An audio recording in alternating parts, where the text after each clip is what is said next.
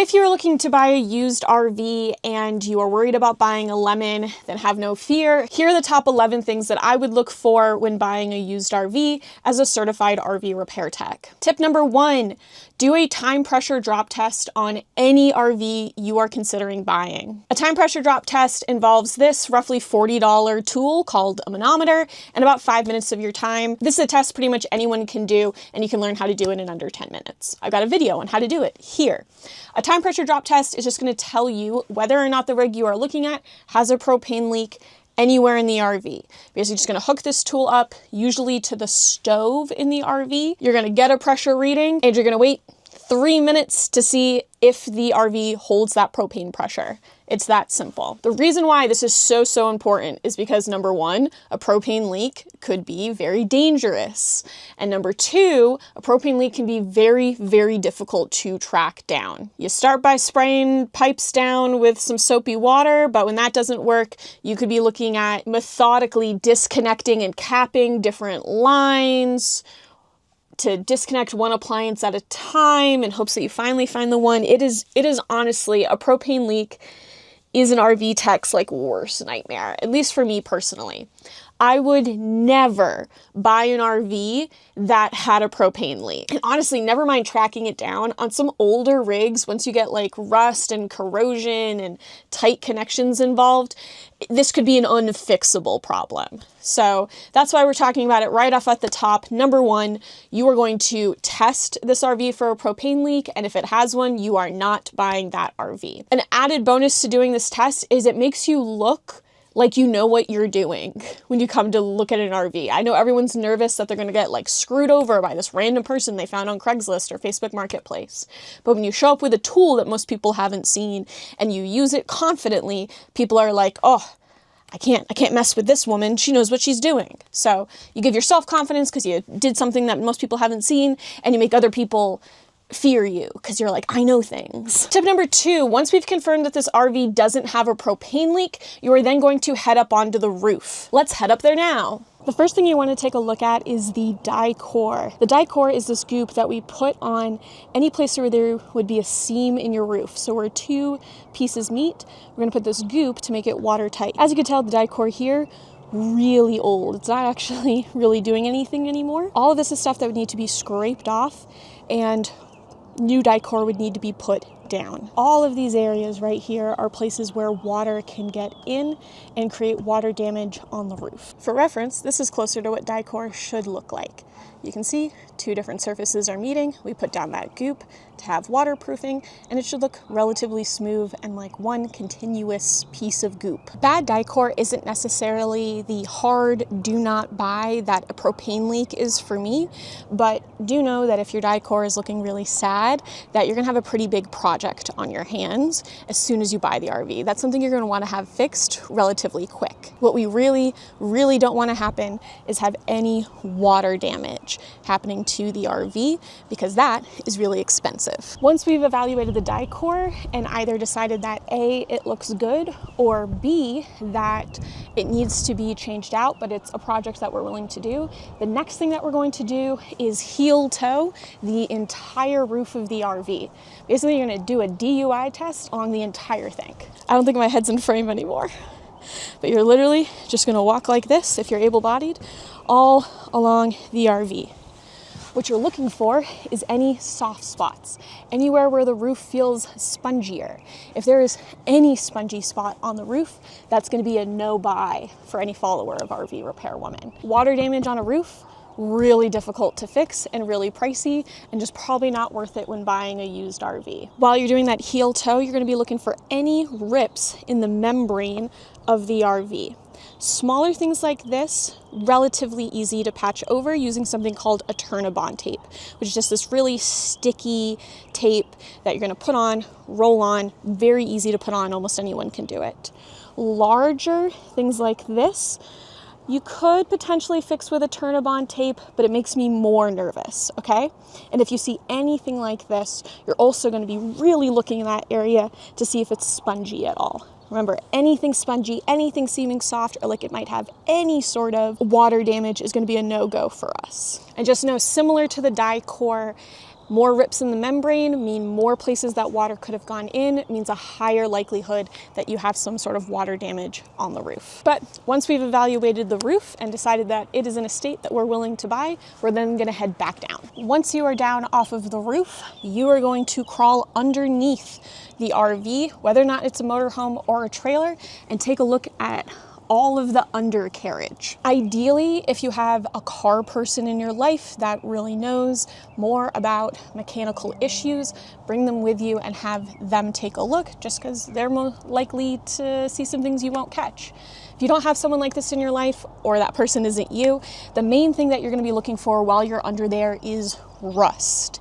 If you see major signs of rust under the RV, that for me is going to be a no-go, okay? Again, rust equals water damage, and especially when it comes to everything underneath your RV, like the axles and the actual body of the RV, that's all weight-bearing stuff and the thing keeping your RV together. So we want to avoid structural damage as much as possible. So if you see major rust happening under the rig, that's probably going to be a no-go for anyone watching this video. If you do have a car person in your life that can evaluate it a little further and decide how much of a concern it is, or if it's on something that's easily replaceable, but for the most part, we're going to say rust is a no-go. Next, while we're out here, we are going to check the seals that are around the whole outside of the RV, similar to the Dicor on the roof. All of this sealant is meant to keep water out. So you can literally just follow this line of sealant. It's just like a line of clear caulking as it goes in between these two pieces that meet. Oh, look, see how it's starting to separate here? I don't know if that comes up on camera, but anything wider than your thumbnail is a place where water can get in. If you're finding big gaps like this, where you're confident water could get past, then start looking underneath. What would that water have gotten to? Is there sign of water damage in here? Is there any rust? Is there any rotten wood? Again, say it with me.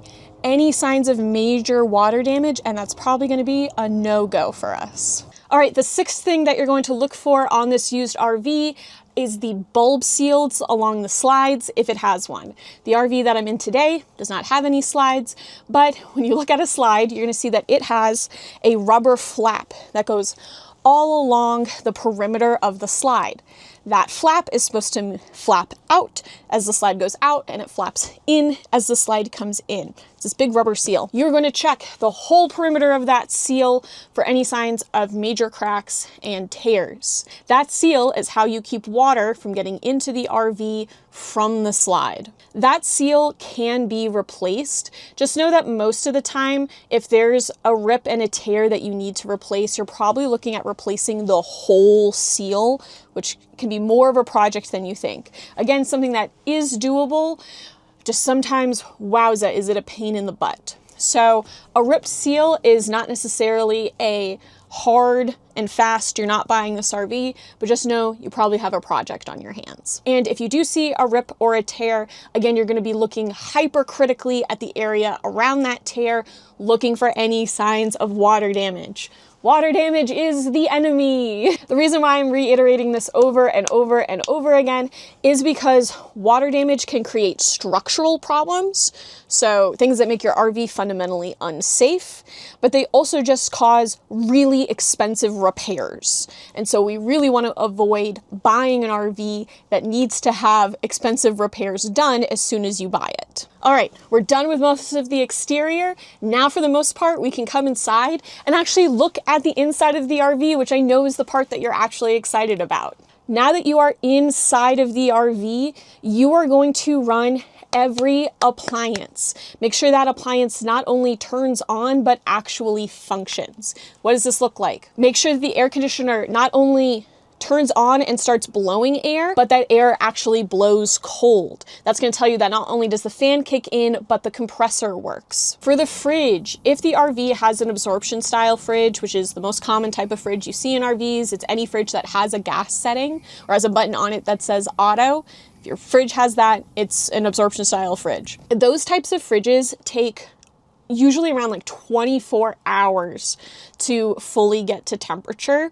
So if you can plan it accordingly and ask whoever is currently owning this RV that you're going to see, ask them if they can just turn the fridge on the day before so you can confirm that the fridge not only turns on, but gets to temperature. If you can't coordinate that with the seller, I totally understand. Just have the fridge be the first thing you turn on when you show up to look at the RV, maybe even before. Ooh, but you can't perform a propane drop test with the fridge on gas. Do your propane drop test, because you cannot perform a propane drop test while the fridge is on gas, and then immediately turn on the fridge. Feel the back of the fridge, see what temperature it feels like at that point.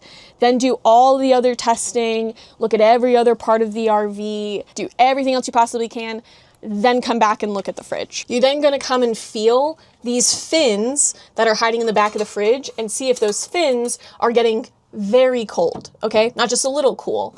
Like right now, it is currently 68 degrees out and this fridge is not on, and these fins still feel cool, but not cold. You wanna feel the fins getting cold when the fridge turns on. That makes sense? You want to feel a noticeable change in temperature on these fins. That's at least going to be an indicator for you that the fridge is hopefully gonna function fully. For your water heater, you want to make sure that the water heater actually turns on and lights. And for the furnace, you want to make sure that you actually hear it turn on and heat the air. So not only does it blow air, but that air eventually gets hot. This can be a little tricky if it's the middle of winter or the middle of summer. Like you might struggle to get the furnace to kick on if it's the middle of the summer and it's 90 degrees outside, or you might struggle to get the air conditioner to turn on if it's the middle of winter and it's freezing outside. If that's the case for you, check out, I've got other videos on this channel where I talk through how to do like in-depth testing on the air conditioner and in-depth testing on the furnace if this is something you're really concerned about. Once we've confirmed that all of the appliances are working to the best of our ability, next big thing we're going to look at is the age of the battery. They usually just have a sticker on them that says when the battery was bought. If that battery was bought more than 3 years ago and is a lead acid battery, which is the most common type of battery in RVs, just know that you're most likely going to have to replace it in the next year or two. Again, an old battery is not a hard no, but just know that that is an expense that's probably in your near future. Step number 9, you are going to walk over as much of the floor of the RV as you possibly can. Similar to the roof, we're heel toeing. You don't need to be as obvious about this. You could just be like looking around, you know, talking to the seller. We're just trying to feel for any soft spots in the floor. Anywhere where the floor all of a sudden takes a dip that is surprising and you don't have an explanation for. If the floor has any sort of soft spot, any sort of big divot, anything like that, that's going to be a no-go. Do not buy, according to RV Repairwoman. The biggest reason, say it with me, is because a soft spot is a huge sign of water damage. And similar to replacing large chunks of your roof, replacing large chunk of the flooring is extremely expensive.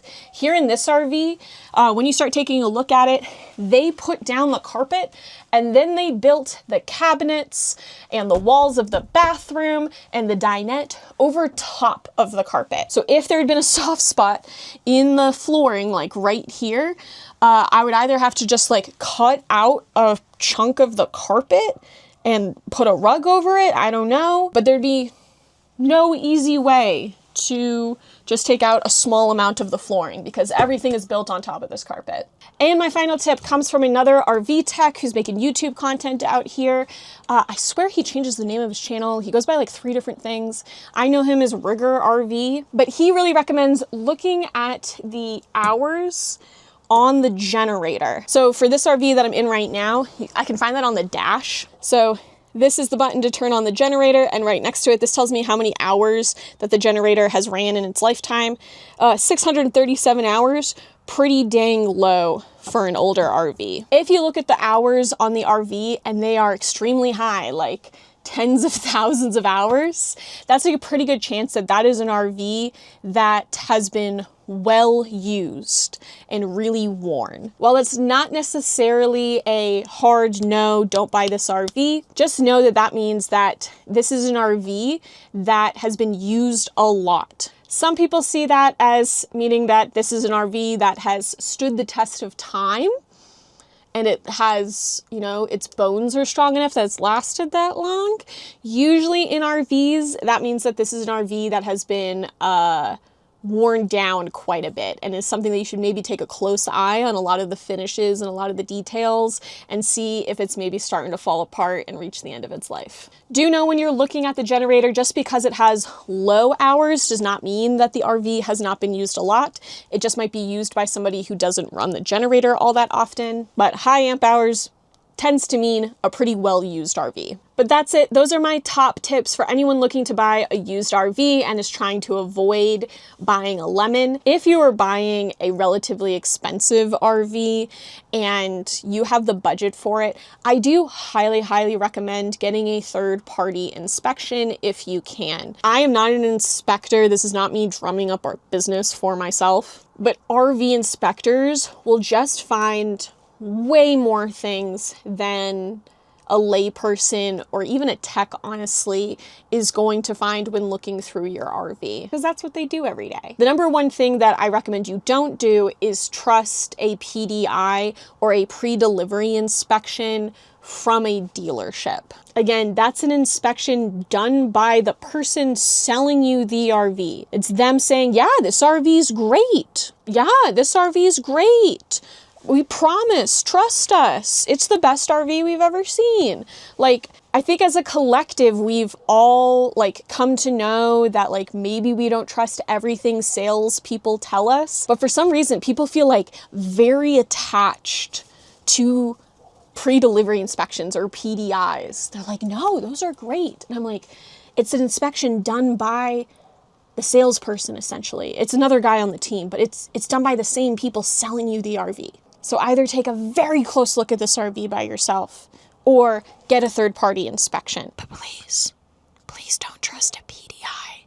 I don't know why this is a controversial thing to say on the internet, but people get mad in my comments every time I say it. So maybe we'll just keep it a secret between you and me. But that's it. Those are my top tips. If you're looking to buy an RV on your own, those are the top things that I would look for. If you just bought your RV and you're looking for tips and tricks on how to save money in the long run on your RV, check out this video. And in the meantime, this has been RV Repairwoman. You got this.